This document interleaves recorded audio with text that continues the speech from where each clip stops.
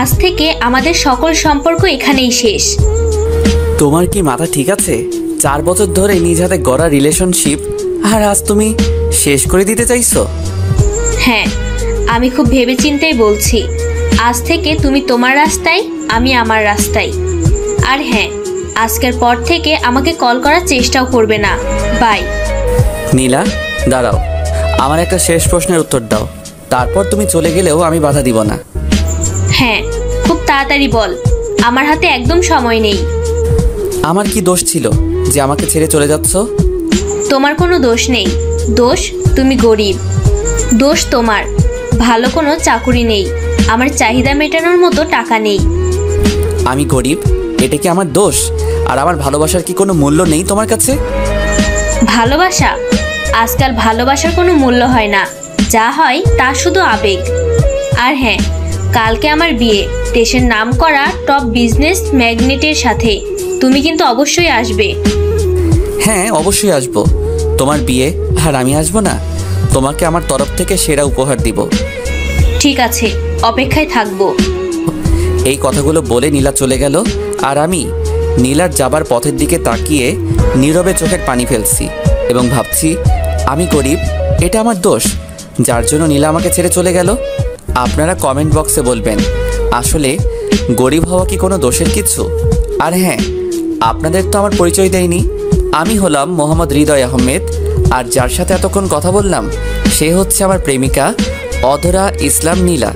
নীলার সাথে 4 বছর আগে আমার প্রথম দেখা হয় রেল স্টেশনে। তখনই আমার ওকে খুব ভালো লাগে, কিন্তু হঠাৎ ভিড়ের মাঝে হারিয়ে যায়। হয়তো ভাগ্য আমাদের জোড়া লাগাবে, তার জন্য আমার সিট নীলার সাথে পড়ে। সিটে বসার পর নীলা আমাকে প্রশ্ন করে, হ্যালো মিস্টার, আপনার নাম জানতে পারি? জি, আমাকে বলছেন? এখানে আপনি ছাড়া কেউ আছে নাকি? আমি মোহাম্মদ হৃদয় আহমেদ, আপনি? আমি নীলা, অধরা ইসলাম নীলা। তো কোথায় যাচ্ছেন? ঢাকায় যাচ্ছি, বাবা মার স্বপ্ন পূরণের জন্য, ভালো একটা ভার্সিটিতে ভর্তি হওয়ার উদ্দেশ্যে। আমিও ঢাকায় যাচ্ছি। তো আপনার বাবা মা কি করেন? বর্তমানে পৃথিবীতে নেই। মানে? কিছুদিন আগে এক দুর্ঘটনায় তারা, আর বলতে পারলাম না, চোখ দিয়ে অঝরে পানি পড়তে লাগলো। সরি, আসলে আমি আপনাকে কষ্ট দিতে চাইনি। যার জীবনটাই কষ্টের মহাকারখানা, তাকে আর নতুন করে কি কষ্ট দিবেন? এরপর আরও অনেক বিষয়ে কিছু কথা বলতে বলতে আমাদের গন্তব্যস্থান ঢাকায় পৌঁছে গেলাম। নেমে গেলাম জীবনযুদ্ধে। হ্যাঁ, এটাই আসল জীবনযুদ্ধ। নিজে ইনকাম করে নিজের পড়ালেখা সহ যাবতীয় খরচ নিজের জোগাড় করতে হবে। এখন আমি বুঝি যে পৃথিবীতে বেঁচে থাকার দ্বিতীয় অক্সিজেন হচ্ছে বাবা মা। এসব কাহিনী কথা চিন্তা করে হাঁটতেছি, হঠাৎ পিছন থেকে একজন ডাক দিল, হৃদয় বলে। আমি পেছন দিকে ফিরে তাকাতেই অবাক, কারণ পিছনে ছিল আমার স্কুল জীবনের ছোটবেলার বন্ধু আপন। আমি তো আপনকে দেখে জড়িয়ে ধরেছি। কি ব্যাপার দোস্ত, তুই ঢাকাতে কেন? আর আঙ্কেল আন্টি কেমন আছে? বাবা মার কথা শুনে ওর সামনে আমি কান্না করতেছি। কি ব্যাপার, তুই কান্না করছিস কেন? আমাকে বল, কি হয়েছে? তারপর আপনকে আমার জীবনের সব কথা বললাম, আর বাবা মার অ্যাক্সিডেন্টের ব্যাপারে বললাম। আপন শুনে আমাকে সান্ত্বনা দিয়ে বলল, তোকে সবসময় শক্ত থাকতে হবে এবং মন দিয়ে লেখাপড়া করে তোর বাবা মায়ের স্বপ্ন পূরণ করতে হবে। তার জন্য যত সহযোগিতা প্রয়োজন আমি করব। এখন চল আমার বাসায়, তোকে দেখলে মা নিশ্চয়ই খুশি হবে। হ্যাঁ চল, তোদের মতো বন্ধু থাকলে একজন মানুষের পক্ষে অসম্ভব কিছুই থাকে না। তারপর আমি এবং আপন দুজনে মিলে আপনদের বাড়িতে গেলাম। আন্টি তো আমাকে দেখে মহা খুশি এবং আমাকে তাদের সাথে থাকতে বলেছে। তারপর কিছুক্ষণ গল্প করার পর আন্টি বলল, আপন হৃদয়কে নিয়ে তো রুমে গিয়ে ফ্রেশ হয়ে আসো, আমি খাবারের ব্যবস্থা করছি। তারপর ফ্রেশ হয়ে খাবার খেয়ে সেই দিনের মতো ঘুমিয়ে গেলাম। পরের দিন সকালবেলায় উঠে আপনের বাবার সাথে কথা বললাম। আপনের বাবা খুব ভালো মানুষ, সেও আমাকে দেখে খুশি হয়েছে। আমি মনে মনে চিন্তা করলাম, যাক, মাথা গোজার স্থান তো হয়েছে, এবার পড়ালেখার খরচ চালাতে কোনো কিছু করতে হবে। তারপর খাবার খেয়ে আপনের সাথে ভার্সিটির দিকে যাচ্ছি। এমন সময় আবারও নীলার সাথে দেখা। হাই, কেমন আছেন? আলহামদুলিল্লাহ ভালো, আপনি? ভালো। তা আপনার সাথে উনি কে? আমার বন্ধু আপন। আর আপন ইনি হচ্ছেন নীলা। ট্রেনে দেখা হয়েছিল। হাই নীলা। হাই। তো এবার যাওয়া যাক। হ্যাঁ চলো, দেরি হয়ে যাচ্ছে। তারপর ভার্সিটি থেকে ভর্তি হয়ে বাড়িতে ফিরলাম। আসলে আমার রেজাল্ট ভালো থাকায় এত বেগ পোহাতে হয়নি। আপনের সাথে ঘোরাফেরা করতে করতে আজকের দিন খুব ভালোভাবে শেষ হয়ে গেল। রাতে খুব তাড়াতাড়ি খাবার খেয়ে ঘুমিয়ে পড়লাম, কারণ কালকে থেকে আমার ক্লাস শুরু। আর হ্যাঁ, আপন ও আমার সেম ইয়ার, ওরও ক্লাস আছে, তাই আমার সাথে আপনও ঘুমিয়ে পড়ল। পরের দিন খুব তাড়াতাড়ি উঠে খাবার খেয়ে আপনের সাথে ভার্সিটিতে পৌঁছালাম। তারপর ক্লাসে ঢুকে আপনের সাথে বসে আছি, এমন সময় পিছন থেকে কে যেন বলে উঠল, আপনি এখানে? পেছনে তাকাতেই আমি আবারও 333 ভোল্টের শক খেলাম, কারণ পেছনে ছিল নীলা। আপনি এখানে?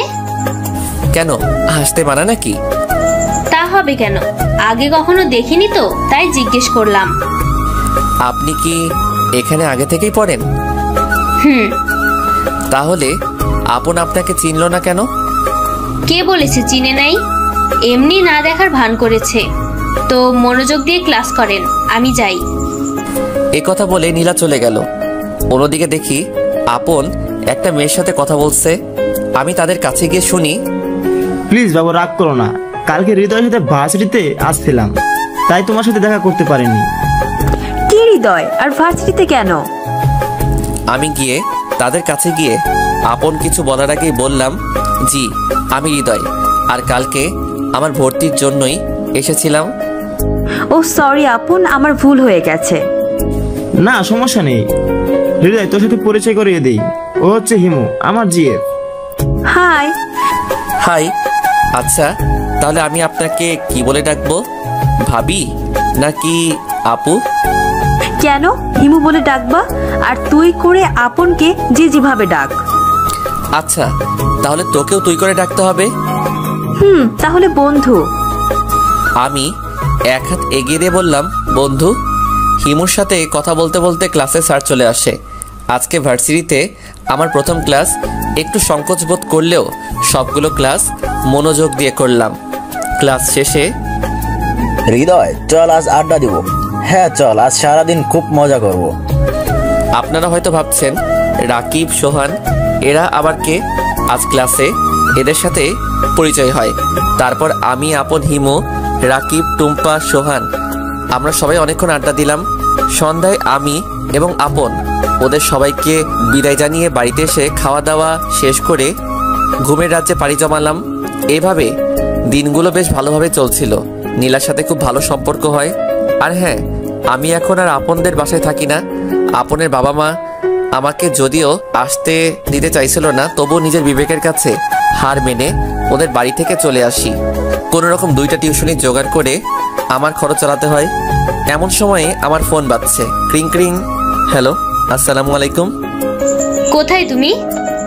কেন, বাসায়। ভার্সিটিতে আসবে না? যাবো তো। ও আচ্ছা, তাড়াতাড়ি এসো, তোমার জন্য একটা সারপ্রাইজ আছে। কি সারপ্রাইজ? ওটা সিক্রেট, বলা যাবে না, যখন দিব তখন জানবি। এই কথা শেষ করে নীলা ফোনটা কেটে দিলে আমি আর কিছু না ভেবে টিউশনিতে গেলাম। টিউশন শেষ করে সোজা ভার্সিটির দিকে রওনা দিলাম।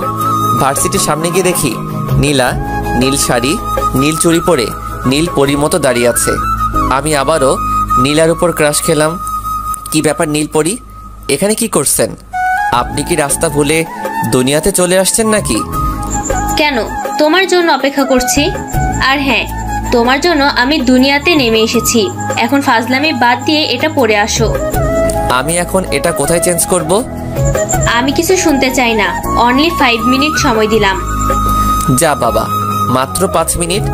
আমি আর কিছু না বলে সেখান থেকে চলে আসলাম। এসে এদিক ওদিকে তাকিয়ে দেখি একটা ক্লাসরুম পুরাই ফাঁকা। আমি আর দেরি না করে ড্রেসটা চেঞ্জ করলাম। আর আপনাদের তো বলাই হয়নি, ওই ব্যাগে নীল পাঞ্জাবি ছিল। ওই নীলপরি, চলো, কাজ শেষ। আমার দিকে এমনভাবে তাকিয়েছে, বিশ্বাস করেন পাঠক ভাইরা, মনে হয় আমি এলিয়েন। ওই কি হলো, আমি কি এলিয়েন না ভিন গ্রহের প্রাণী? যেমনভাবে তাকিয়ে আছো কিছু না বলে। চলো, দেরি হয়ে যাচ্ছে। এই মামা, যাবেন? কোথায় যাবেন? কানন পার্ক। চলেন। ওই উঠো। আমি আর কিছু না বলে সরাসরি রিকশায় বসে পড়লাম। তোমাকে নীল পাঞ্জাবিতে বেশ লাগছে। তাই নাকি? তোমাকেও নীল শাড়িতে বেশ মানিয়েছে। তোমার জন্য। কি আমার জন্য মানে? বুঝলাম না। তোমার মানে বুঝতে হবে না, যখন সারপ্রাইজ পাবে তখন ঠিকই বুঝবে। এখন আর একটাও কথা বলবা না। ঠিক আছে। আমি আর কিছু বললাম না। এমন সময় রিকশাওয়ালা মামা বলল, মামা নামেন, চলে এসেছি আপনাদের গন্তব্যের জায়গায়। আমি আর নীলা নামলাম। নেমে আমি ভাড়া দিতে গেলে নীলা বলে উঠল, ওই তোমাকে দাঁড়িয়ে থাকতে বলেছি না? ভাড়া কি দিতে বলেছি? আমার কথা না শুনলে? থাক, আর বলতে হবে না, বুঝেছি। তুমি ভাড়া দিয়ে রিকশাওয়ালা মামাকে ধন্য করো। আর কথা না বাড়িয়ে নীলা রিকশা ভাড়া মিটিয়ে দিল। তারপর হাঁটতে হাঁটতে পার্কের গেটের সামনে আসতেই নীলা আমাকে বলে উঠল, দাঁড়াও। কেন, ভেতরে যাবে না? ভেতরে যাব না কখন বললাম, কিন্তু এভাবে না। আর কিছু না বলে কোথা থেকে যেন একটা কালো কাপড় নিয়ে এসে নীলা আমার চোখ দুটো বেঁধে দিল। এবার চলো। আমিও ভদ্র ছেলেদের মতো ওর দেখানো পথে হাঁটতে শুরু করলাম। কিছু দূর যাওয়ার পর শুনি আপন, হিমু, রাকিব, সোহান, অন্তর এরা আমার উপর ফুল জাতীয় কিছু ছুঁড়ে মারছে আর বলছে, happy birthday to you, happy birthday to you my best friend Hriday. আমি তো এদের কার্যকলাপ শুনে অবাক। তাড়াতাড়ি চোখ থেকে কাপড় সরিয়ে দেখি আমার চারপাশে ফুল দিয়ে সাজানো এবং আমার সামনে একটা জন্মদিনের কেক। তোদের সবাইকে অনেক ধন্যবাদ বন্ধু, আমাকে আমার একটা সারপ্রাইজ দেওয়ার জন্য। আরে আমরা এসব কিছুই করিনি, এই সব কিছু নীলা করেছে। সব ধন্যবাদ তুই নীলাকে দে, আমরা তো শুধু তোর জন্মদিনের অতিথি মাত্র। আজকে যে তোর জন্মদিন সেটা তো আমরা জানতামই না, বরং নীলাই আমাদেরকে জানিয়েছে। আমি যেই নীলার দিকে তাকিয়েছি ঠিক তখনই নীলা একগুচ্ছ গোলাপ ফুল নিয়ে হাঁটু গেড়ে মাটিতে গেঁথে আমাকে বলতে শুরু করলো, যদি বলো তোমার কথা মনে পড়ে কতবার, আমি বলবো চোখের পাতা নড়ে যতবার। যদি বলো তোমায় ভালোবাসি কত, আমি বলবো আকাশে তারা আছে যত। হবে কি আমার জ্যোৎস্না রাতের তারাগুনার সাথী, কথা দিলাম সারা জনম রাখবো তোমায় আমার কাছে বাঁধি। নীলার কথা শুনে আমি কি বলবো ভেবে পাচ্ছিলাম না, কারণ আমি অসহায়, যে কিনা দুনিয়ায় এক পানিতে ভাসমান শ্যাওলার মতো। আমার ভাবনার ছেদ ঘটিয়ে আপন বলল, কি হলো, চুপ করে আছিস কেন? আমার দ্বারাই এই সব কিছু সম্ভব নয়। নীলা দাঁড়িয়ে বলতে শুরু করলো, কেন সম্ভব নয়? কি নেই আমার? টাকা পয়সা গাড়ি বাড়ি সব আছে, শুধুমাত্র তোমাকে ভালোবেসেছি, এটাই কি আমার দোষ? সেদিন ট্রেনে যখন আমাদের দেখা হয় সেদিন থেকে আমি তোমাকে ভালোবেসে ফেলেছি। আমাদের ভাগ্য এমন এক পর্যায়ে এনেছে যে তোমার সাথে আমাকে আজকের এই পরিস্থিতির আনতে বাধ্য করেছে, তবুও তুমি না বলছো। তুমি যে কথাগুলো বললে তার কোনো জবাব আমার কাছে নেই, কারণ আমিও তো সেই প্রথম দেখেই ভালোবেসে ফেলেছি। মনে মনে বললাম। আমি আর কিছু না বলে সেখান থেকে বাসায় চলে আসলাম। পেছন থেকে নীলা, হিমু, আপন, সোহান অনেকবার ডেকেছে, কিন্তু আমি শুনিনি, কারণ এখানে থাকলে হয়তো আমি আমার চোখের পানি ধরে রাখতে পারবো না। আজ নিজেকে বড় অসহায় লাগছে। যাকে ভালোবাসলাম সে নিজে আমাকে প্রস্তাব দেওয়ার পরও আমি তাকে প্রত্যাখ্যান করলাম, কারণ আমি গরিব। এ কথা চিন্তা করে আমার নিজের কেউ নেই, এ কথা চিন্তা করে। সে যাই হোক, তাড়াতাড়ি বাসায় এসে হাত মুখ ধুয়ে একটা ঘুম দিলাম। এক ঘুমেই পরের দিন সকালে ফোনের শব্দে ঘুম ভাঙে। ফোনটা হাতে নিয়ে দেখি নীলার 30+ কল, তার সাথে আপন, সোহান, হিমু, অন্তর তো আছেই। আরও নীলার নাম্বার থেকে 2টি SMS দেখলাম।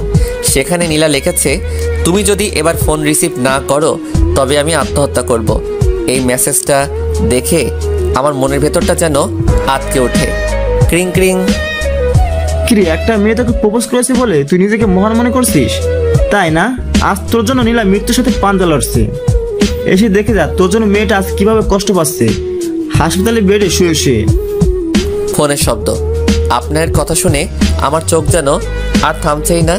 আমি কিছু না শুনে হাসপাতালের দিকে এমন দৌড় দিছি যেন পাগলা কুত্তা আমাকে তাড়া করেছে। সেখানে গিয়েই দেখি আপন, হিমু, সোহান, নীলার বাবা মা, ছোট ভাই বসে কান্না করছে। আমাকে দেখে আপন তেড়ে এসে নীলার রুমের সামনে নিয়ে গেল। দেখ, তোর জন্যই নীলার আজ এমন অবস্থা। আমি কোনো কিছু না বলে শুধু নীরবে চোখের পানি ফেলছি। তুই তো একাই চেয়েছিলি তাই না? আমি কিছু বলতে যাব ঠিক তখনই ডাক্তার বলতে শুরু করলো, এখানে নীলা নামের পেশেন্টের বাড়ির লোক কে আছেন? নীলার জ্ঞান ফিরেছে, আপনারা চাইলে ওর সাথে কথা বলতে পারেন। ডাক্তারের কথা শুনে আপন, হিমু, সোহান ও নীলার বাবা মা নীলার সাথে কথা বলার জন্য রুমে যায়। কিন্তু আমি বাদে। আমি মনে মনে ভাবছি কোন মুখ নিয়ে ওর সামনে যাব। তাই আড়ালে দাঁড়িয়ে নীলাকে একবার চোখের দেখা দেখে বাসায় চলে আসলাম। বাসায় এসে নামাজ আদায় করে মহান আল্লাহ পাকের দরবারে নীলার জন্য দোয়া করলাম। অন্যদিকে নীলার জ্ঞান ফেরার পর হসপিটালে। মা, কি হয়েছে তোর? তুই কি আমাদের কথা একবারও ভাবলি না? সরি বাবা, আর কোনোদিন এসব করব না, ভুল হয়ে গেছে। ঠিক আছে মা, তুই তোর বন্ধুদের সঙ্গে রেস্ট নে, আমি আর তোর বাবা তোর খাবারের ব্যবস্থা করছি। এই কথা বলে নীলার বাবা মা সেখান থেকে চলে গেল। তোর কি মাথা খারাপ নাকি? হুট করে মানুষ কি এসব চিন্তা মাথায় আনে? কি করব বল, হৃদয়কে যে আমি আমার প্রাণের থেকেও বেশি ভালোবাসি। ও যখন আমাকে না বলে এবং পরে আমার ফোন রিসিভ না করে, তখন আমার মাথা কাজ করা সম্পূর্ণ বন্ধ হয়ে গিয়েছিল। কি করে ফেলেছি তা আমি নিজেই জানি না। তাই বলে এত বড় সিদ্ধান্ত নিবি? দয়া করে আপনারা একটু বাইরে যান, ওনার এখন বিশ্রাম নেওয়ার প্রয়োজন। ঠিক আছে ডাক্তার। নীলা, আমরা এখন আসি, আবার পরে আসবো। ঠিক আছে, যা। আর হ্যাঁ, হৃদয়কে একটু আসতে বলবি, ওকে খুব দেখতে ইচ্ছে করছে। তারপর তুই ওকেই দেখতে চাইছিস যে তোর নিজের জন্য দায়ী? হ্যাঁ, আমার মৃত্যু আসলেও আমার চোখ শুধু ওকেই দেখতে চাইবে। ও মা গো, ট্রু লাভ। আচ্ছা ঠিক আছে, বল মনে। আর হ্যাঁ, এখন আমরা যাই, পরে দেখা হবে। এই কথা বলে আপন, হিমু, সোহান নীলার কাছ থেকে বিদায় নেয়। বিকেলবেলা। হ্যালো হৃদয়, কোথায় তুই? তাড়াতাড়ি ব্রিজের মাথায় মোড়টাতে চলে আয়, হসপিটালে যাব। না, আমি হসপিটালে যাব না। কেন, তুই কি চাস নীলা আবার বড় ধরনের কিছু করে বসুক? না, সেটা আমি কোনো দিনও চাই না। আমিও নীলাকে অনেক ভালোবাসি, কিন্তু আমার অবস্থানের কথা চিন্তা করে ওর প্রস্তাবে রাজি হইনি। আরে পাগল, যেখানে নীলা এ সম্পর্কে খুশি, সেখানে তুই কেন এসব নিয়ে চিন্তা করছিস? ঠিক আছে, নীলা যদি এ সম্পর্কে খুশি থাকে তবে আমার কোনো আপত্তি নেই। তাড়াতাড়ি মোড়ে আয়, আপনার হিমু ওরাও চলে এসেছে। ঠিক আছে, তোরা 5 মিনিট অপেক্ষা কর, আমি 10 মিনিটে আসছি। 15 মিনিট পর। কিরে, এত দেরি হয় এতটুকু আসতে? আমার দিকে তাকিয়ে, ওমা হিরো, আপনি কি শুটিং স্পট থেকে ভুল করে চলে এসেছেন নাকি? দয়া করে একটা অটোগ্রাফ দিন না প্লিজ। কি করে দিব, আমার কাছে তো কলম নেই। ওই ঢং বাদ দে, তাড়াতাড়ি চল, এমনিতেই অনেক দেরি হয়ে গেছে। চল। হসপিটালে গিয়ে দেখি নীলার মা নীলাকে খাবার জন্য জোর করছে, কিন্তু সে কোনো মতেই খাচ্ছে না। কি রে নীলা, খাবার খাচ্ছিস না কেন? এমনিতেই ভালো লাগছে না। তোমরা ভিতরে এসে ওকে একটু বোঝাও তো, কখন থেকে কিছুই খাচ্ছে না। আমি ডাক্তারের সাথে কথা বলে আসছি। ঠিক আছে আন্টি, আপনি যান, আমরা ওকে খাওয়াচ্ছি। এই কথা বলে নীলার মা চলে গেল। আপন, হিমু, সোহান ভিতরে গিয়ে নীলাকে বলতে শুরু করলো, ওই তুই আর কত কষ্ট দিবি নিজেকে? খাবারটা তাড়াতাড়ি খেয়ে নে। নীলা হিমুর মুখ থেকে না শব্দটি শুনে উল্টো পাশে মুখ লুকিয়ে কান্না শুরু করে। আর আমি গিয়ে নীলার হাত ধরতেই আপনকে মনে করে বলতে শুরু করলো, আপন, আমার হাত ছেড়ে দে। যার জন্য আমি এত কিছু করলাম তারই মন পেলাম না। আমার আর বেঁচে থেকে। এই পাগলি, তুই আমাকে ছেড়ে চলে যাবি? আমার কি হবে ভেবে দেখেছিস একবারও? আরেকবার এসব কথা বলে তোকেও মারবো, আমিও মরবো। নীলা আর কিছু না বলে শুধু কান্না করছে। এভাবে সারা জীবন আমার হাত ধরে রাখবে? কথা দাও। ঠিক আছে, কথা দিলাম, কিন্তু আমি তো গরিব। তো আমাকে নিয়ে রেস্টুরেন্টে যাওয়ার টাকা নাই? সমস্যা নেই, আমরা রাস্তায় খাবার খাবো। আমার কাছে তোমাকে কোনো গিফট দেওয়ার মতো টাকা নেই। সমস্যা নেই, আমার হাতটা ধরে রেখো। আমার কাছে কোনো দামি গাড়ি বা দামি বাইকও তো নেই। সমস্যা নেই, একসাথে কোনো এক রাস্তায় হাত ধরে হেঁটে যাব। তুমি কি সত্যি আমাকে এত ভালোবাসো? আমার জীবনের থেকেও বেশি। আরে ভাই আসতে, আমরা কিন্তু তোদের পাশে আছি, যা করার পরে কইরেন। যেই নীলাকে জড়িয়ে ধরতে যাব ঠিক তখনই আপন বলে উঠল, আরে ভাই আসতে, আমরা তোদের পাশে আছি, যা করার পরে কইরেন। আপনের কথায় নীলা লজ্জায় লাল হয়ে গেছে। বিশ্বাস করেন পাঠক ভাইয়েরা, নীলাকে এই অবস্থায় কোনো স্বর্গ থেকে উঠে আসা অপসরীর মতো লাগছে। আমি দেখি আবার প্রেমে পড়ে গেলাম। না, ওই হালা কম করে দেখ, অত আর উড়ে পালিয়ে যাচ্ছে না। তারপর আরও কিছুক্ষণ নীলার কাছে থেকে সন্ধ্যায় বাসায় চলে আসলাম। আর নীলাকেও তাদের বাড়িতে পাঠিয়ে দিলাম, কারণ আগের থেকে সুস্থ হওয়ার জন্য ডাক্তার নীলাকে রিলিজ করে দেয়। আর এভাবে আমাদের লাভ স্টোরি চলতে থাকে। এই 4 বছর বুঝেছি নীলা আমাকে কত ভালোবাসে। কেউ কাউকে ছাড়া থাকতে পারতাম না। একদিন ওর সাথে কথা না বললে মনে হতো যেন 1 বছর থেকে আমাদের কথা হয় না। আর আপন হিমু সোহান সবসময় আমাকে সাহায্য করেছে। সব কিছু ঠিকঠাক চলছিল। নীলার সাথে হাতে হাত রেখে ঘুরতে যাওয়া, ফুচকা খাওয়া, ওর সাথে রাতভর কথা বলা, চ্যাটিং করা, সব মিলে খুব ভালোভাবে আমাদের দিন চলছিল। কিন্তু হঠাৎ একদিন নীলা আমাকে খুব সকালে ফোন দেয়। হ্যালো, আসসালামু আলাইকুম। সালামের জবাব নিয়ে বলল, আজকে 10টায় গোল্ডেন রোজ গার্ডেনে দেখা করতে পারবে? খুব আর্জেন্ট দরকার আছে। ঠিক আছে, আমি সময় মতো চলে আসব। আমি আর কিছু বলতে যাব, ঠিক তখনই ফোনটা কেটে দিল। আমি তাড়াতাড়ি ঘুম থেকে উঠে ফ্রেশ হয়ে নীলার দেওয়ার ঠিকানা মোতাবেক গোল্ডেন রোজ গার্ডেনে গিয়ে দেখি নীলা আমার জন্য আগে থেকেই অপেক্ষা করছে। আমি আমার মোবাইলটা বের করে দেখি 9:30 বাজে। আমি তো অবাক, কারণ হচ্ছে গত 4 বছরে এই প্রথম আগে থেকেই আমার জন্য অপেক্ষা করছে। কি ব্যাপার, আজ সূর্য কোন দিকে উঠেছে? মজা করা বাদ দাও, আমি তোমাকে কিছু গুরুত্বপূর্ণ কথা বলার জন্য ডেকেছি। কথাগুলো বলে আমি চলে যাব। হ্যাঁ বলো, কি বলবে? আজ থেকে আমাদের সকল সম্পর্ক এখানেই শেষ। এবার বাস্তবে আসা যাক। দোকান থেকে 1 পাতা ঘুমের বড়ি ও 2 প্যাকেট সিগারেট নিয়ে বাসার উদ্দেশ্যে রওনা হলাম। বাসায় গিয়ে একটা সিগারেট মুখে নিতেই কাশি শুরু হলো। কিন্তু কি করব, নীলাকে তো আমাকে ভুলে থাকতে হবে। আস্তে আস্তে ধোঁয়া উড়াচ্ছি, আর মনে হচ্ছে যেন কষ্টগুলো সিগারেটের ধোঁয়ার সাথে বিলীন হয়ে যাচ্ছে। জীবনে কোনোদিন সিগারেট হাত দিয়ে ছুঁয়ে দেখিনি, কিন্তু কেন জানি না আজ মনে হচ্ছে তুমি আমার বেঁচে থাকার একমাত্র সম্বল। একে একে সব শেষ করে 2টা ঘুমের বড়ি খেয়ে ঘুমিয়ে গেলাম। পরের দিন ঘুম থেকে ওঠার চেষ্টা করছি, কিন্তু উঠতে পারছি না। কে যেন আমার হাত পা বেঁধে রেখেছে, এরকম মনে হচ্ছে। খুব কষ্ট করে উঠে মোবাইলটা হাতে নিয়ে দেখি দুপুর 12টা বাজে। মোবাইলের কল লিস্ট গিয়ে নীলার নাম্বারে কিছু আমি ট্রাই করলাম, কিন্তু বারবার ফোন কেটে দিচ্ছে এবং কিছুক্ষণ পর ফোনটা বন্ধ করে রাখলো। আমি আর ফোন না দিয়ে নিজের মনটাকে বুঝিয়ে বললাম যে ও যদি অন্য কারোর সঙ্গে সুখে থাকে তবে আমি কেন পারবো না? আমি তোকে নিজের মন থেকে সত্যিকার অর্থেই ভালোবাসি। ও সুখে থাকলে আমার সুখে থাকা হবে। হয়তো মহান আল্লাহ তাআলা আমার ভাগ্যে রাখিনি, কিন্তু নীলা সারা জীবন আমার মনের কাঠগড়ায় আসামি হয়ে থাকবে। নিজের মনকে বুঝ দিচ্ছি, আর চোখ দিয়ে অজর ঝর্ণা বয়ে চলেছে। এর থামার কোনো নামগন্ধই নেই। তখন মনে পড়ল রাতের কথা, যে রাতের সিগারেটের ধোঁয়ার সাথে আমার কষ্ট কিছুটা হলেও কমেছিল। তাই সিগারেট আনার জন্য যেই বাইরে বের হতে যাব, ঠিক তখনই দরজা খুলে দেখি আমার চাচা বাইরে দাঁড়িয়ে আছে। কি ব্যাপার, আপনি এখন কি করছেন? আমি বেঁচে আছি কিনা মরে গেছি তা দেখতে এসেছেন, নাকি মরিনির জন্য মারতে এসেছেন? বাবারে, আমাকে ক্ষমা করে দে, আমি আমার ভুল বুঝতে পেরেছি। তাই তোর বাবার যত সম্পত্তি ছিল সব আমি তোর নামে করে দিয়েছি। তুই আমাকে ক্ষমা করে দে বাবা। এ কথা বলবে যে চাচা আমার পা ধরতে যাবে? ছি ছি, কি করছেন চাচা? আপনি আপনার ভুল বুঝতে পেরেছেন, সেটাই বড় কথা। হ্যাঁ রে বাবা, আমি তোর সঙ্গে খুব বড় অন্যায় করেছি, যার জন্য হয়তো মহান আল্লাহ তাআলা আমাকে এত বড় শাস্তি দিয়েছেন। কি হয়েছে আপনার চাচা? তোর বাবার সকল সম্পত্তি আমি চালাকি করে নিয়ে সেদিন তোকে বাড়ি থেকে বের করে দিয়েছি। কিছুদিন পরে জানতে পারি যে আমার ব্লাড ক্যান্সার হয়েছে। আমি আর এই পৃথিবীতে কিছুদিনের জন্য অতিথি মাত্র। না চাচা, আমি আপনার কোনো কিচ্ছু হতে দিব না।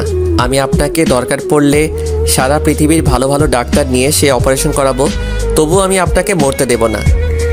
আমার হাতে আর সেই সময় নেই। চল, তোকে তোর সম্পত্তি সকল দায় দায়িত্ব দিয়ে আমি শান্তিতে মরতে চাই। আপনি এসব কথা বলবেন না প্লিজ। ঠিক আছে, বলবো না, চল। তারপর আর কোনো কিছু না বলে বাইরে বের হয়ে দেখি আমার সবচেয়ে প্রিয় গাড়ি। তারপর গাড়ির ভিতরে গিয়ে আমি আর চাচা বসলাম, আর গাড়ি তার আপন গতিতে ছুটতে শুরু করলো। আর হ্যাঁ, আপনার তো বলাই হয়নি, আমি গরিব না। আসলে আমার বাবা ছিল বাংলাদেশের একজন টপ বিজনেসম্যানদের মধ্যে একজন। আসলে আমার বাবার অ্যাক্সিডেন্টের পর সকল সম্পত্তি আমার চাচা আত্মসাৎ করে আমাকে বাড়ি থেকে বের করে দেয়। তারপর আপনারা সবই জানেন আমার জীবন যুদ্ধ সম্পর্কে। তো যাই হোক, আপনাদের সাথে কথা বলতে বলতে আমার গন্তব্যস্থানে পৌঁছে গেছি। চাচা নামেন। হ্যাঁ। গাড়ি থেকে নেমে আমি আর চাচা আমাদের ফ্যাক্টরির দিকে এগিয়ে চললাম।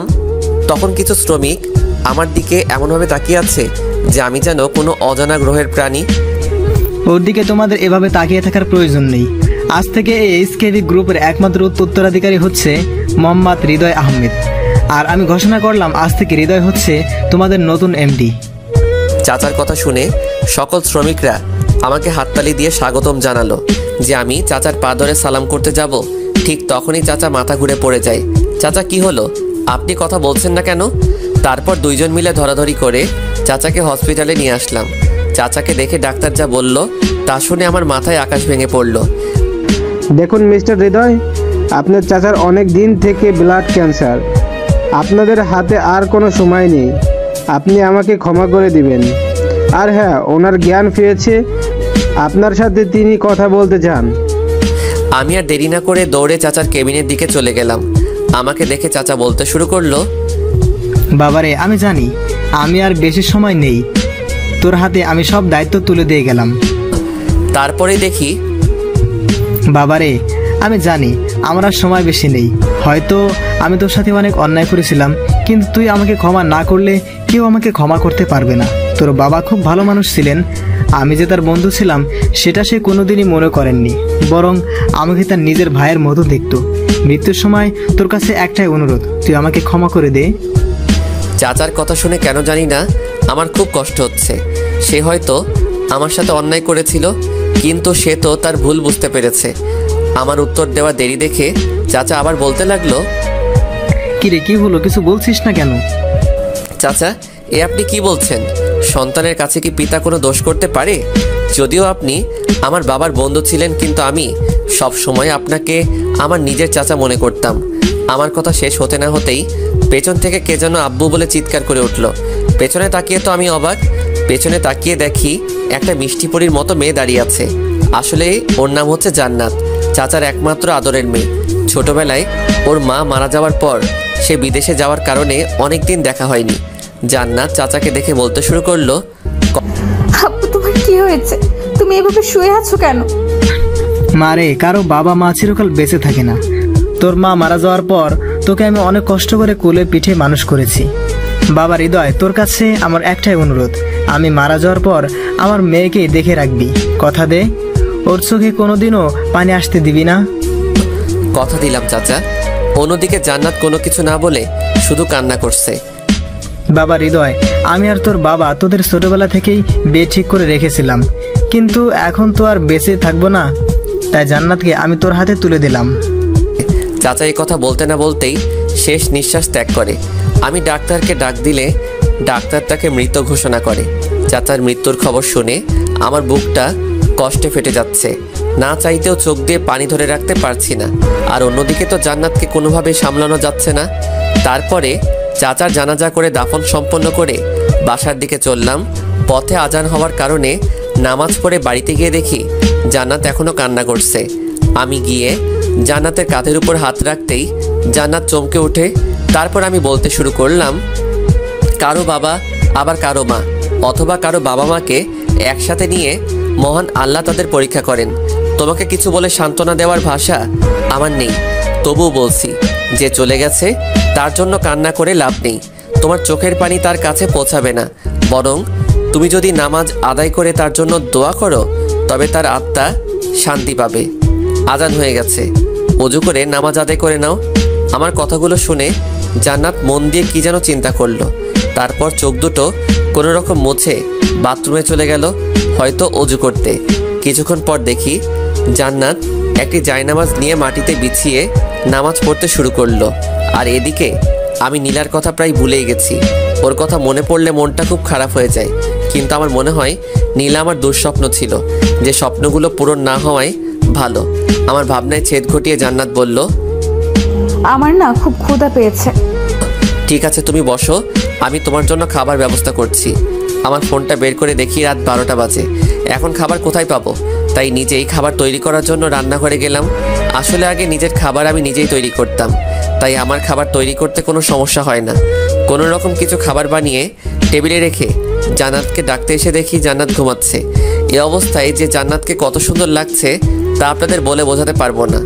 ওকে এত সুন্দর লাগছে যেন জান্নাত থেকে নেমে আসা কোনো অপসরই আমার সামনে ঘুমিয়ে আছে। 4 বছর নীলার সাথে রিলেশনে থাকার পরও ওকে দেখে যে ফিলিংস না হয়, জান্নাতকে দেখে তার থেকে বেশি ফিলিংস হয়। হয়তো মহান আল্লাহ তাআলা নীলাকে নয়, তার দিকে যতই তাকিয়ে থাকি ততই যেন নেশার মতন ঘোর লেগে যায়। সবচেয়ে আকর্ষণীয় হচ্ছে ওর ঠোঁট, যা আমাকে চুম্বকের মতো আকর্ষণ করে। ওর দিকে তাকিয়ে থাকতে থাকতে কখন যে সকাল হয়ে গেছে তা আমি কল্পনা করতে পারিনি। জান্নাত ওঠার আগে ওযু করে ফজরের নামাজ আদায় করলাম। তারপর রান্নাঘরে গিয়ে নিজের সাধ্যমতো রান্না তৈরি করলাম। খাবারগুলো টেবিলে রাখতেই দেখি জান্নাত আমার দিকে খুব করুণ দৃষ্টিতে তাকিয়ে আছে। কি ব্যাপার, ঘুম কেমন হলো? এসব খাবার তৈরি করেছি, খেয়ে নাও। আপনি শুধু শুধু আমার জন্য এত কষ্ট করছেন। শুধু শুধু মানে? শুধু শুধু নয় তো কি? আমি একটা মেয়ে, যেখানে আমার খাবার তৈরি করার কথা সেখানে আপনি। আর বলতে দিলাম না। ওই আপনি কি হ্যাঁ তুমি বলে ডাকা যায় না? আর হ্যাঁ, তোমাকে রান্না করতে হবে না, এখন আসো খেয়ে নাও, আমার আবার অফিসে যেতে হবে। আমার ধমক শুনে জান্নাত আর কিছু না বলে চুপচাপ বসে পড়ল, কিন্তু খাচ্ছে না। কি ব্যাপার, খাচ্ছ না কেন? আমার এই কথা বলতেই জান্নাতের চোখের দিকে তাকিয়ে দেখি জান্নাত কান্না করছে। এই তুমি কান্না করছো কেন? খাবার পছন্দ হয়নি? না, সেটা না, আব্বুর কথা খুব মনে পড়ছে।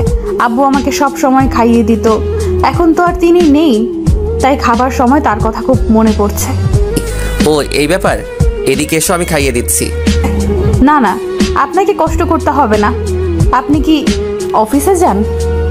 তোমাকে না বললাম আমাকে তুমি করে বলতে? আর হ্যাঁ, আমি যা বলেছি তাই, আমার কথার উপর কোনো কথা নাই। আমার ধমক সঙ্গে জান্নাত ছোট বাচ্চার মতো আমার দিকে একটু এগিয়ে বসলো, আর আমিও ছোট ছোট লোকমা করে ওর মুখে খাবার তুলে দিতে থাকলাম।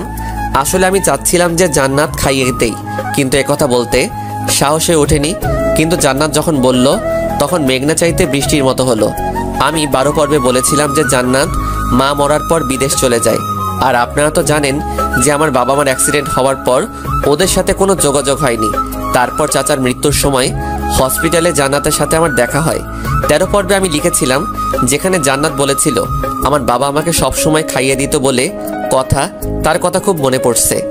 এক পাঠক ভাই প্রশ্ন করেছিল যে জান্নাত তো বিদেশে ছিল, কিন্তু তার বাবার তো আর বিদেশে ছিল না, কিভাবে জান্নাতকে তার বাবা সব সময় খাইয়ে দিত?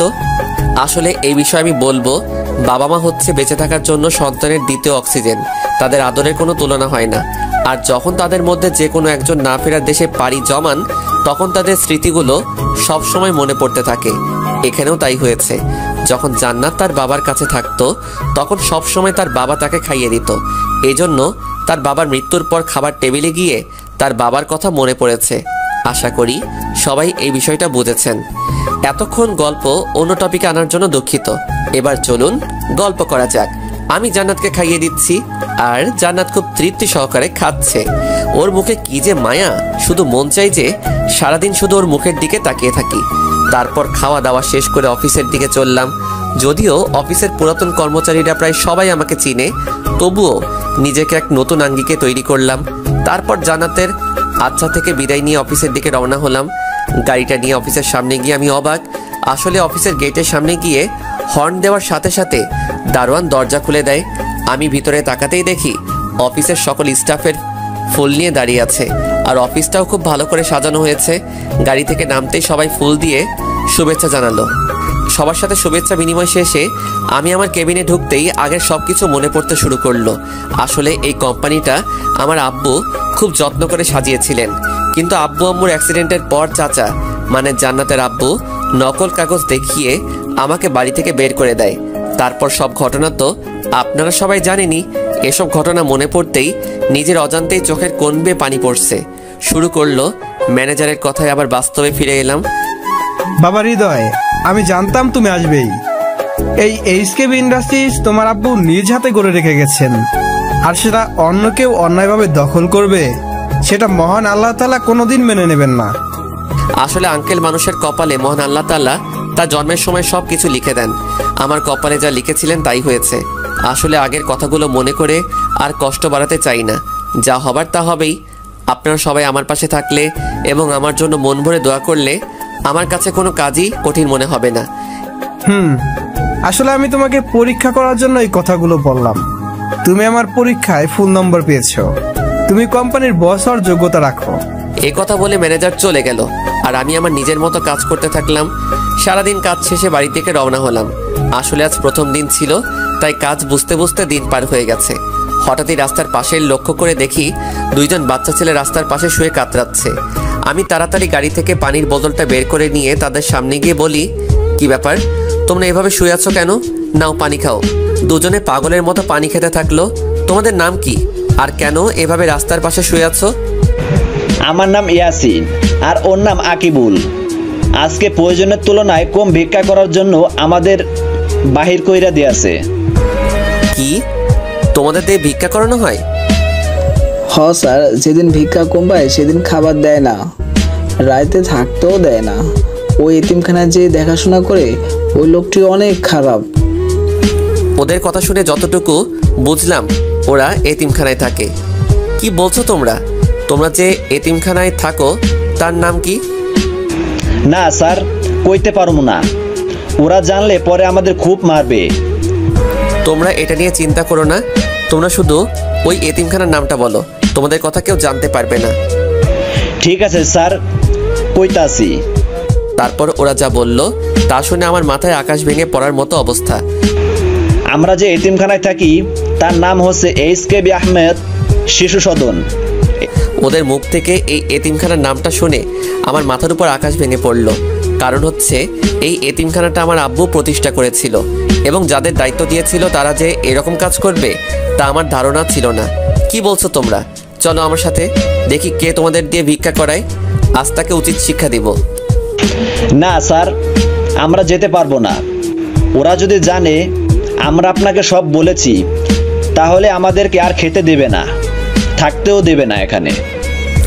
তোমরা কোনো চিন্তা করো না, দেখো আমি কি করি। ওরা থাকে সেখানে নাকি তোমরা সেখানে থাকো সেটা পরে দেখবে। এই কথা বলে আকিবুল এবং ইয়াসিনকে গাড়িতে তুলে এতিমখানার দিকে চললাম। অন্যদিকে জান্নাত বসে বসে শুধু হৃদয়ের কথা ভাবছে। সে সকলের কথাগুলো মনে করে একা একাই মিটিমিটি হাসছে যে সকালে তাকে হৃদয় কত পরম যত্নে খাইয়ে দিয়েছে। হৃদয় আসছে না দেখে সে বারবার ফোনটা হাতে নিয়ে হৃদয়কে ফোন করার কল্পনা করে, কিন্তু কোনো এক অজানা টানে সে কল দিতে পারে না। সে মনে মনে বলছে, কি ব্যাপার, এখনো হৃদয় আসছে না কেন? ওকে ছাড়া তো আমার ভালো লাগছে না। তাহলে কি আমি ওকে ভালোবেসে ফেললাম? না না, এ কি ভাবছি আমি। এসব নিয়ে চিন্তা করতে থাকে জান্নাত। এসব নিয়ে যেন ওর দ্বিধাদ্বন্দ্বের শেষ নেই। অপরদিকে হৃদয়, ইয়াসিন এবং আকিবুলকে সাথে নিয়ে এতিমখানার সামনে চলে আসি। তোমাদের কি বলেছে মনে আছে তো? হ্যাঁ স্যার, খুব ভালো করে মনে আছে। তাহলে তোমরা যাও, আমি যা বলেছি তাই করো। তারপর ওরা আমার কথা অনুযায়ী এতিমখানার ভেতরে চলে গেলে এতিমখানা খাদেম বলতে শুরু করলো, কিরে তোদের সাহস তো কম না? আমি তোদের বের করে দেওয়া সত্ত্বেও তোরা কার হুকুমে এখানে এসেছিস? আমি পেছন থেকে বলে উঠলাম, আমার হুকুমে। এই তুই হুকুম দেয়ার কে? রুবেল লাঠিটা নিয়ে আয় তো, আজ ওকে বুঝিয়ে দেবো যে আমার উপর হুকুমদারি করার ফল কি। আমি কিছুক্ষণ ওদের সামনেই জোরে জোরে হাসলাম এবং বললাম, কি তোরা আমাকে মারবি? এই এইচকেবি আহমেদকে মারবি? তোদের তো সাহসের প্রশংসা করতে হয়। আমার মুখ থেকে এইচকেবি আহমেদ শুনে সবাই চমকে যায়। স্যার আমাকে মাফ করে দিন, আমার ভুল হয়ে গেছে। এরকম কাজ আমি আর জীবনেও করব না। তোদের ভুল ক্ষমার অযোগ্য। আমার আব্বু এই এতিম ছেলেদের দেখাশোনার জন্য তোকে নিযুক্ত করেছিল, কিন্তু তুই তাদের দিয়ে ভিক্ষা করাস। আমার কথা বলা শেষ হতে না হতেই পুলিশ আসে। ওকে এমন শাস্তি দিবেন যাতে সারা জীবন মনে রাখে। আপনি কোনো চিন্তা করবেন না। এ কথা বলে পুলিশ খাদেমকে ধরে নিয়ে যায়। কাল থেকে তোমাদের নতুন খাদেম আসবে। আর হ্যাঁ, আমি তোমাদের প্রতি সপ্তাহে এসে দেখে যাব। ঠিক আছে, আর আপনাকে অনেক ধন্যবাদ। আর আমি এতিমখানা সবার কাছ থেকে বিদায় নিয়ে বাসার দিকে চললাম। যাওয়ার সময় জান্নাতের জন্য কিছু আইসক্রিম নিলাম। বাসায় গিয়ে কলিং বেল চাপ দেওয়ার সাথেই দেখি জান্নাত দরজা খুলে আমাকে জড়িয়ে ধরে কান্না করতে থাকে। কি ব্যাপার, কান্না করছো কেন? কিছু না বললে কান্নার গতি আরো বাড়িয়ে দেয়। আরে কি হয়েছে বলবে তো নাকি? অফিস থেকে ফিরতে কি এত লেট হয়? আমার চিন্তা হয় না বুঝি? আমার জন্য এত চিন্তা হয় বুঝি? আমি তোমার কে যে আমার জন্য চিন্তা করবে? জান্নাত আমার কথা শুনে লজ্জামাখা কণ্ঠে বলল, জানি না। তাই নাকি? তাহলে কালকে থেকে আরো দেরিতে আসবো। তুমি ঘুমিয়ে পড়ো। আমার কাছে এক্সট্রা চাবি আছে, সেটা দিয়ে ভিতরে চলে আসবো। আর হ্যাঁ, কালকে আমার জন্য তোমাকে চিন্তা করতে হবে না। কালকে দেরি করে আসলে তোর পা ভেঙে হাতে ধরিয়ে দেব। ও মা, তুমি কি জান্নাত নাকি জান্নাত রূপে কোনো ডাইনি? কি? আমাকে ডাইনি ডাকা? আজকে তোমাকে মজা দেখাচ্ছি, তোমার ঘাড় মটকাবো আমি। এই কথা বলে যে জান্নাত আমাকে ধরতে আসবে, ঠিক তখনই জান্নাতকে কোলে তুলে নেই। এই, আমাকে কোল থেকে নামা। চমকে উঠে মনে মনে বললাম, কি মেরে বাবা, যেখানে আপনি ছাড়া কথা বলে না সেই মেয়ে তুই করে বলছে। মনে হয় আসলেই ভূতে ধরেছে। কি হলো, নামাচ্ছিস না কেন? না, আমি নামাবো না। নামালে যদি তুমি আমাকে মারো? তাহলে কি মার খাওয়ার ভয়ে সারা জীবন এভাবে কোলে তুলে রাখবে নাকি? এই তোমার হয়েছেটা কি? হ্যাঁ, একবার তুই আবার তুমি। আমার জিনিস আমি যা ইচ্ছা তাই করব, তা তুমি বলার কি? তোমার জিনিস মানে? হ্যাঁ, আমারই তো জিনিস। আমি তোমাকে দুদিনেই অনেক ভালোবেসে ফেলেছি। তুমি কি হবে আমার পথ চলার সাথী? রাখবে কি সারা জীবন তোমার কাছে বাঁধি? কথা শোনার জন্যই তো আমি অনেকক্ষণ থেকে অপেক্ষা করছি। আমি তোমাকে ভালোবাসি, কিন্তু এখন তোমাকে আমার কোল থেকে নামতে হবে। তোমার ওজন আমার হাত পুরাই শেষ। কি? আমার ওজন অনেক? তুই বলতে চাস আমি মোটা? এই, তুই আমাকে নামা, না হলে আমি তোকে তোর কোল থেকে এই ঘাড় মটকাবো। কি মেরে বাবা, সেকেন্ডেই গিরগিটির মতো রং বদলায় না? জানো তুমি তো খুবই পাতলা। তুমি এভাবে সারা রাত থাকো, আমি কিছুই বলবো না। হ্যাঁ, এটাই তোমার শাস্তি, সারা রাত আমাকে কোলে নিয়ে দাঁড়িয়ে থাকবে। আসলে হয়েছে কি জানো, দুপুরে তুমি খেয়েছো কি না না খেয়েছো এই কথা মনে করে দুপুরেও খাইনি, যাতে রাতে তুমি আমাকে খাইয়ে দাও সেজন্য। কি? তুমি দুপুরে খাওনি? মনে মনে বললাম, তাহলে প্ল্যানটা কাজে দিয়েছে। না, তোমার কথা চিন্তা করে খাইনি। তুমি আমাকে এত ভালোবাসো? হ্যাঁ, জীবনের থেকেও বেশি। তাই নাকি? তাহলে আমাকে ওইভাবে এই রান্নাঘরে নিয়ে যাও, আমি তোমাকে খাইয়ে দিচ্ছি, কিন্তু কোল থেকে নামানোর চেষ্টাও করবে না। কিন্তু? কোনো কিন্তু নয়, যা বলছে তাই হবে। আর হ্যাঁ, আমিও দুপুরে খাইনি। জানো, আমার শাস্তিটা কি কোনোভাবে কমিয়ে দেওয়া যায় না? তোমার শাস্তি আমি কমিয়ে দিব যদি তুমি আমাকে খাইয়ে দাও। শেয়ার বলতে আমি তোমার কথাই রাজি। ঠিক আছে, এখন আমাকে নামিয়ে দাও। যাক বাবা, অবশেষে ডাইনিটার হাত থেকে বাঁচলাম। তুমি কি আমার নামে কিছু বললা? না, আমি আবার তোমার নামে কি বলবো? না বললেই ভালো। এখন চলো, তুমি টেবিলে বসো, আমি খাবার নিয়ে আসছি। এই কথা বলে জান্নাত খাবার আনতে রান্নাঘরে চলে গেল। আর আমি ভাবছি কি থেকে কি হয়ে গেল। আসলে বাস্তবতা অনেক কঠিন, মুহূর্তের মধ্যে রং পরিবর্তন হয়। এসব ভাবছি, তখন জান্নাত খাবার এনে। কোথায় হারিয়ে গেলে? না, আসলে ভাবছি বাস্তবতা অনেক কঠিন, তাই না? এখন আর ওসব নিয়ে ভাবতে হবে না, আমার অনেক ক্ষুধা পেয়েছে, খাইয়ে দাও। আমি বলে টেবিলের দিকে তাকিয়ে অবাক। টেবিলের উপর তাকিয়ে দেখি বাহারি রকমের তরকারি এবং বাহারি রকমের পিঠা সহ আরো অনেক কিছু। হলো শর্তের কথা কি ভুলে গেলে নাকি? এগুলো এত সব কে রান্না করলো? কেন, আমি বিদেশে যখন খালার বাসায় ছিলাম তখন খালার কাছ থেকে এসব রান্না শিখেছি। আমি আর কিছু না বলে জান্নাতকে খাইয়ে দিতে লাগলাম। জান্নাত তো আমাকে খাইয়ে দিচ্ছে। বিশ্বাস করেন পাঠক ভাইরা, খাবারগুলো অনেক টেস্ট হয়েছে। যদি আপনারা খেয়ে দেখতেন তাহলে বুঝতেন। এই, তুমি কার কথা বলছো? না, মানে কারোর সাথে না, তুমি খাও। তুমিও নাও। তারপর খাওয়া দাওয়া শেষ করে জান্নাতকে বললাম, যাও তাড়াতাড়ি ঘুমিয়ে পড়ো, কাল তোমাকে নিয়ে এক জায়গায় ঘুরতে যাব। চলো। এ কথা বলে আমি আমার রুমে চলে গেলাম, আর জান্নাত জান্নাতের রুমে। কিছুক্ষণ পর, হৃদয় দরজা খোলো। কি হয়েছে? এভাবে দরজা ধাক্কাধাক্কি করছো কেন? তুমি তাড়াতাড়ি দরজা খোলো, আমি খুব ভয় পাচ্ছি। আমি গিয়ে আমার রুমের দরজা খুলতেই জান্নাত বলতে শুরু করলো, আমার খুব ভয় করছে একা একা থাকতে। ভয়? কিসের ভয়? বাইরে বৃষ্টি হচ্ছে, খুব জোরে জোরে বিদ্যুৎ চমকাচ্ছে, এই জন্য খুব ভয় করছে। আমি আজকে তোমার সাথে থাকবো। কি, আমার সাথে? এই কথা বললে জান্নাত আমার বিছানায় শুয়ে পড়লো। এ কি, তুমি আমার বিছানায় শুয়ে পড়লে? আমি কোথায় ঘুমাবো? কেন, তোমার পাশে? না, আমি এটা পারবো না। কেন? তুমি একটা মেয়ে, তোমার সাথে আমার বিয়ে হয়নি। যদি কিছু হয় তাহলে আমি নিজেকে কখনো ক্ষমা করতে পারবো না। মাঝখানে একটা গোলবালিশ দিয়ে। নাও এবার শুয়ে পড়ো। মাঝখানে কোলবালিশ রাখলাম, এখন মনে করবে যে তোমার পাশে কেউ নেই। আমি আর কিছু না বলে শুয়ে পড়লাম। মাঝরাতে আমার মনে হচ্ছে কে যেন আষ্টে পৃষ্ঠে আমাকে জড়িয়ে ধরে আছে। চোখ খুলে দেখি জান্নাত কোলবালিশ ছেড়ে আমাকে ধরে আছে। ওকে এভাবে দেখে আমার নিঃশ্বাসটা ক্রমশ ভারী হচ্ছে। নিজের উপর থেকে কন্ট্রোল হারিয়ে ফেলছি। কেমন যেন নেশার মতো লাগছে। ওর চুলের ঘ্রাণে মাতালের মতো মনে হচ্ছে। ওর ঠোঁট দুটো আমাকে চুম্বকের মতো আকর্ষণ করছে।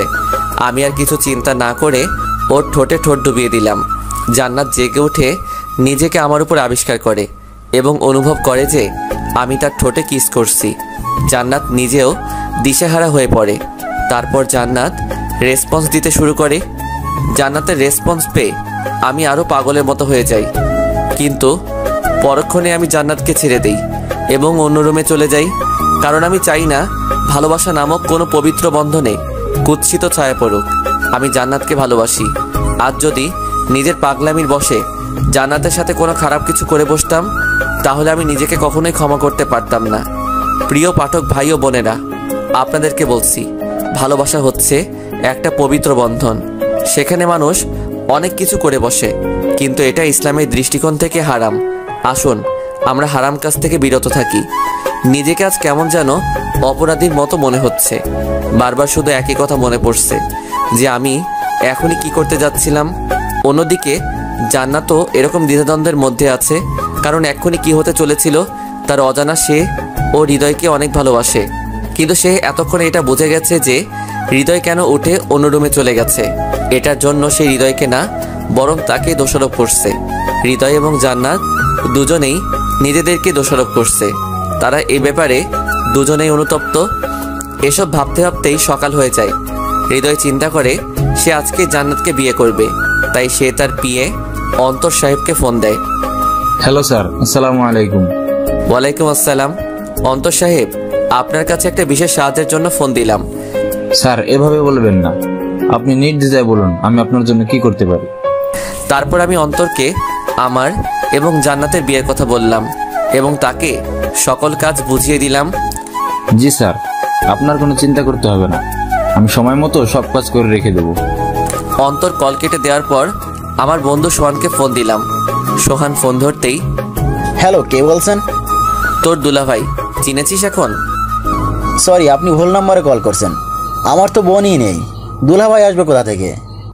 এ কথা বলে সোহান যেই ফোনটা কেটে দিতে যাবে, তখনই বললাম, আরে ভাই, আমি হৃদয়। এবার চিনেছিস তো নাকি? হৃদয়, তুই কোথায়? তোর ফোন বন্ধ কেন? আমি আপন হিমু তোকে অনেক খুঁজেছি, কিন্তু পাইনি। যেখানেই গেলি আমাদের তো বলে যেতে পারতি, তাই না? নীলা না হয় বিশ্বাসঘাতকতা করেছে, কিন্তু আমরা তো আর করিনি। আসলে এটাই হয়তো সত্যিকারের বন্ধুত্ব। আসলে ভাই, সেদিন এমন পরিস্থিতি হয়েছিল যে তোদের বলার সময়টুকু পাইনি। কি এমন হয়েছিল যে আমাদের না বলে তুই চলে গেলি? তাহলে শোন। তারপর আমি সেদিনের পর থেকে সব ঘটনা বলতে শুরু করলাম। চাচার কথা, জান্নাতের কথা সব বললাম। আর এটাও বললাম যে আজ আমার আর জান্নাতের বিয়ে, তাই আপন আর হিমুকে নিয়ে সোহান যেন কাজী অফিসে আমাদের জন্য অপেক্ষা করে। আরে দোস্ত, তুই কোনো চিন্তা করিস না, আমরা ঠিক সময় পৌঁছে যাব। ঠিক আছে বলে ফোনটা কেটে দিলাম। তারপর ফ্রেশ হয়ে যেই বাইরে যাব, ঠিক তখনই জান্নাত আমার সামনে এসে বলতে শুরু করলো, আসলে কালকে যে ঘটনাটা হয়েছে তার জন্য সরি। সরি তো আমার বলার কথা, কারণ আমি নিজেকে কোনোভাবে কন্ট্রোল করতে পারিনি। ঠিক আছে, আর সরি বলতে হবে না। রান্না শেষ হয়েছে, খেতে আসো। চলো। তারপর আমি আর জান্নাত খাওয়া শেষ করি। তুমি না বলেছিলে আজ আমাকে ঘুরতে নিয়ে যাবে? যাও, তাড়াতাড়ি রেডি হয়ে আসো। তুমিও রেডি হয়ে নাও। আর কিছু না বলে আমিও রেডি হয়ে নিলাম। কিন্তু জান্নাত এখন রেডি হয়ে শেষ করেনি। মেয়েদের যে রেডি হতে কত সময় লাগে তা তারাও জানে না। জান্নাত, তুমি এসো, আমি গাড়িতে বসলাম। হায়রে মেয়ে মানুষ, সাজতে কি এত সময় লাগে নাকি? এই তো এসে গেছি। আমি ওর দিকে তাকাতেই আবার ক্রাশ খেলাম, কারণ জান্নাত আজকে আমার পছন্দের নীল শাড়ি পরেছে, সাথে নীল চুড়ি, খোপায় ফুল, ঠিক যেন নীল পরি। আমি ওর থেকে চোখ ফেরাতে পারছি না। কি মিস্টার HKB আহমেদ, অমন করে কি দেখছেন? পরি দেখি। ও তাই নাকি? এখন চলুন, দেরি হয়ে যাচ্ছে। হ্যাঁ ওঠো। আমি আর জান্নাত দুজনে মিলে প্রথমে কাজী অফিসে চললাম। কাজী অফিসের সামনে গাড়ি দাঁড় করাতেই জান্নাত প্রশ্ন করলো, এটা তো কাজী অফিস, এখানে কেন নিয়ে আসলে? এখানে মানুষ কিসের জন্য আসে? ঠিক তখনই পেছন থেকে কে যেন জড়িয়ে ধরলো। পেছনে তাকিয়ে দেখি সে আর কেউ নয়, সে হচ্ছে হিমু। আমি হিমুকে কিছু বলতে যাব, তার আগে জান্নাত বলতে শুরু করলো, আই নে, তুমি বলা নেই কওয়া নেই ওকে জড়িয়ে ধরেছো। নিজের হবু বরকে জড়িয়ে ধরতে কি কিছু বলতে হয় নাকি? হবু বর মানে? হৃদয় ইনি আর কি বলছে? হৃদয় কি বলবে? আজকে আমাদের বিয়ে, তাই তো এখানে এসেছি। আর হৃদয় এই ঝগড়াটে মেয়েটা কি? ও হচ্ছে জান্নাত, চাচার মেয়ে। আমার মুখ থেকে এই কথা শুনে জান্নাত আর নিজেকে কোনোভাবেই কন্ট্রোল করতে পারলো না, সবার সামনে কান্না শুরু করে দিল। এদিকে আমি হিমুর কার্যকলাপ দেখে মনে মনে হাসছি। হৃদয়, ইনি কান্না করছে কেন? মনে হয় খুশিতে কান্না করে দিছে, তাই না জান্নাত? ওই, তুই আমার সাথে আর কথা বলবি না। এই কথা বলে যেই জান্নাত চলে আসতে যাবে, ঠিক তখনই আমি ওর হাত ধরে ফেললাম। ওই হাত ছাড়, না হলে কিন্তু খুব খারাপ হবে। জান্নাতের কথা শুনে হিমু জোরে জোরে হাসতে শুরু করলো এবং হিমুর সাথে সাথে আমিও। আবার দাঁত বের করে হাসছিস কেন? হাত ছাড়বি নাকি চিৎকার করব? দোস্ত, ভাবি দেখি খুব রাগ করেছে, আজ তো তোকে শেষ করেই ফেলবে। হিমুর মুখ থেকে ভাবি নাম শুনে জান্নাত আশ্চর্য হয়ে তার চোখের পানি মুছে, হারামি সব দোষ তোর।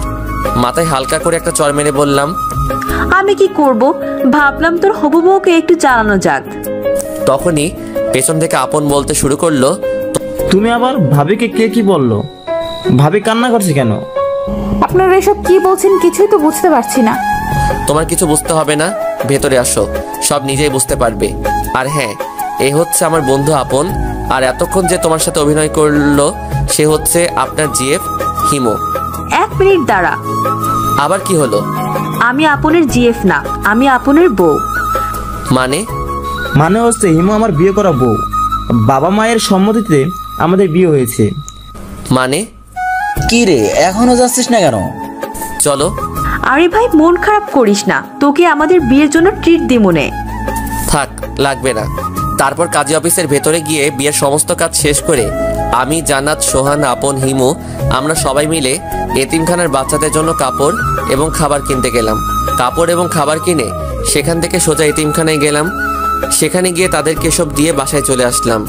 বাসায় এসে জান্নাত তো পুরাই শখ, কারণ অন্তর বাড়িটাকে খুব সুন্দর করে সাজিয়েছে।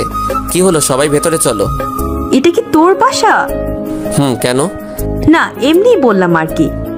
তারপর সবাই বাড়ির ভেতরে গিয়ে তো আরো অবাক, কারণ বাইরের চেয়ে ভেতরে আরো সুন্দর করে সাজানো হয়েছে।